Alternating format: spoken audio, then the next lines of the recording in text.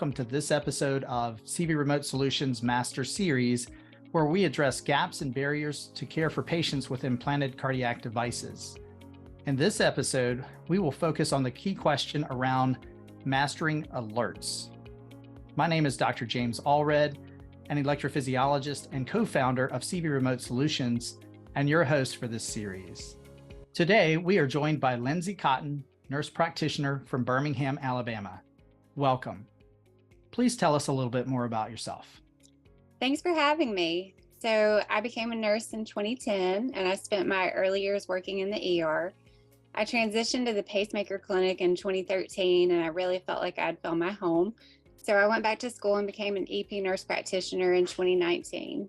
Alerts management is one of my favorite current device issues, and it's starting to become a popular topic for research.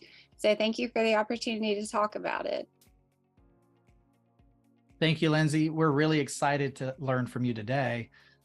To begin today, let's talk about your approach to device alert programming.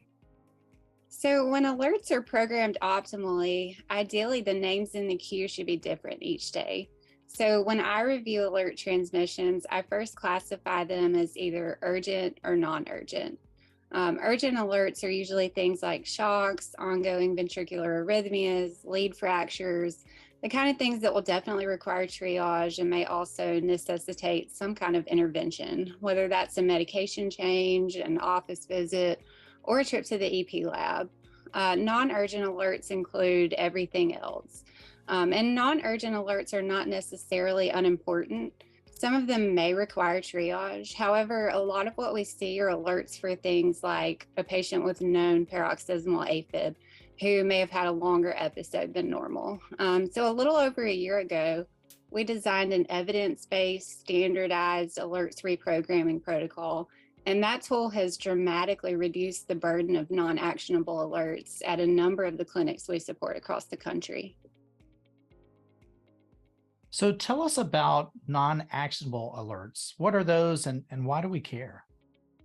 So when a clinic has a large volume of redundant alerts, alert fatigue can be a concern. And basically, this can lead to actionable alert transmissions being overlooked. So if patient A alerts every day because his AFib has been persistent for the past 6 months, it's easy to see that name on the queue in the morning and think, oh, that's just patient A, and maybe not investigate as thoroughly as if it were the first alert in over a month. There are also some patients who might get their heart rate up into the 150s every day when they go for their afternoon walk.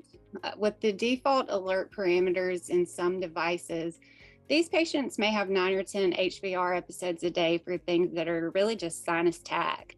And it's easy to skim through those episodes and dismiss the transmissions when you see it every day. But what if that patient starts to have some non-sustained VT?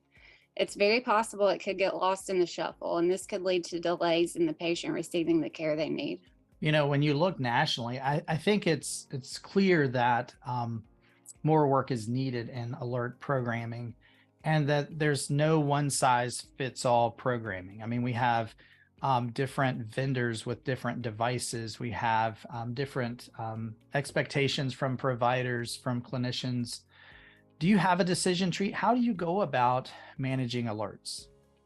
I do have a decision tree. So when we first started trying to determine whether it was feasible to standardize alerts programming, to hopefully help eliminate some of this redundancy that virtually all device clinics have, we created a visual that's a high-level overview of the decision-making process. And this is the set of questions that I think we all ask when we review an alert transmission. The goal of asking these questions is ultimately to determine whether or not the alerts are programmed optimally for the patient. So the first and most intuitive question is whether the transmission is actionable. So this is that question, is this an issue that we needed to be notified of right away? If it is actionable, but doesn't necessarily meet the triage criteria, the next consideration is how frequently alerts are being received for the same issue. If this is a frequent alert, but there really isn't anything we can do about it right now, we can look at the reprogramming protocol to see if this is something that can be safely reprogrammed with the standing orders. If it isn't covered in the reprogramming protocol, this would really trigger a discussion with the provider about whether or not the alert parameters could be adjusted to ensure that the data we're receiving is all relevant. You know, in my clinic, I have kind of a rule of three. If I see an alert 3 times, then I feel like we need to do something. Either there's something going on with a patient, he's having a recurrent event, and we need to get that patient in, figure out what's going on, and help them. Sure. The device did its job, so to speak. Or there's something going on with the device. The programming isn't appropriate, and we need to go in and fix that. Or the third possibility is maybe it's something that we just clinically don't care about, kind of like you talked about earlier, some of the redundant, non-actionable alerts. But either way, for the reasons you've already talked about, I think we need to intervene for that patient. And so for me, it's the rule of three. I really like what you've described as far as your approach to these alerts. I think something that's hard sometimes for clinicians to consider is that there are things that you can program in the device, and there are things that you have to bring the patient in to do when it's inside the device. But there are also things that you can reprogram from the websites. And now with some of our loop recorders, we can also program the device remotely. I think I've seen with CV Remote Solutions that we can help a clinic. We can go in, we can make recommendations, certainly very easily about things that can be reprogrammed from the website. But it's very difficult for the devices where patients have to be brought back into the office. And what I see as a huge opportunity is the patients, I call it coming off of the assembly line. The patient who was just implanted in the EP lab, they're leaving the EP lab. And I think what we really need to do, and a huge opportunity, is to optimize programming for that patient coming off the table as they're going home. Could you speak to that? Absolutely. So, like you said, the out of box alert parameters may be appropriate in some situations, but many of these devices will need customized alerts. An implant is really an ideal time, as you said, to consider what alerts would benefit individual patients the most. The patient's personal history of arrhythmias is a good starting point when considering what those alerts are programmed to at implant. If the patient has known PAF, for example, the provider may want to consider what AFib burden would trigger a conversation about possible interventions and then set the alert according to that. Also, is this a patient who has a lot of RVR? If so, you can go ahead and think about the rate and duration parameters for the high V rate alerts. As you know, a lot of pacemakers have an out-of-box HVR alert programmed at 150. And the duration for that can be less than 10 seconds. So, of course, a lot of the non-actionable pacemaker alerts we receive, like we said earlier, for sinus tach.